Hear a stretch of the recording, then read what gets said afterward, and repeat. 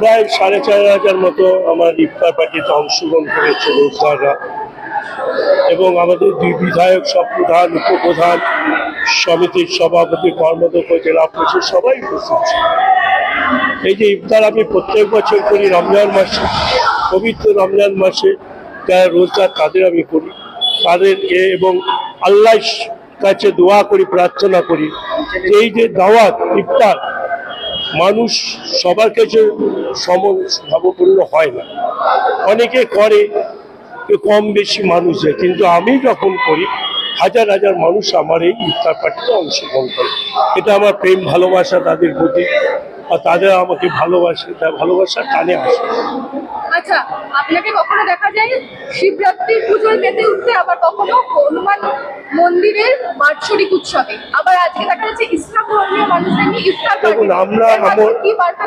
আমরা এমন একটা বাংলায় বাস করি যে বাংলায় হিন্দু মুসলমান, যে বাংলায় খ্রিস্টান জৈন সবাই বসবাস করে, যেই বাংলায় জাতি ভেদাভেদ নেই, যেই বাংলায় খুনোখুনি নেই, যেই বাংলা মায়ের রক্ত সন্তানকে পান করায়, সেই বাংলা কিন্তু আমাদের পরিবর্তন করে দিয়েছে। তার নাম হচ্ছে মমতা বন্দ্যোপাধ্যায়। আজকে আমি এমন মানুষকে, হিন্দুকে মুসলমানকে ডেকে আমি বিবেচনা করি না।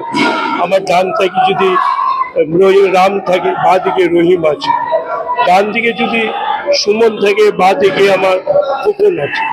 তাই আমরা হিন্দু মুসলমানকে সমন্বয় রেখে আজকে বাংলার কৃষ্টি, বাংলার সংস্কৃতি, বাংলার ভদ্রতা, মাননীয় মুখ্যমন্ত্রী মমতা বন্দ্যোপাধ্যায় আছেন আমাদের মাথার উপর, আমাদের মা, আমাদের বাংলার মা হচ্ছে যিনি আমাদের একসময় মা ছিলেন মা শারদা মহিমা।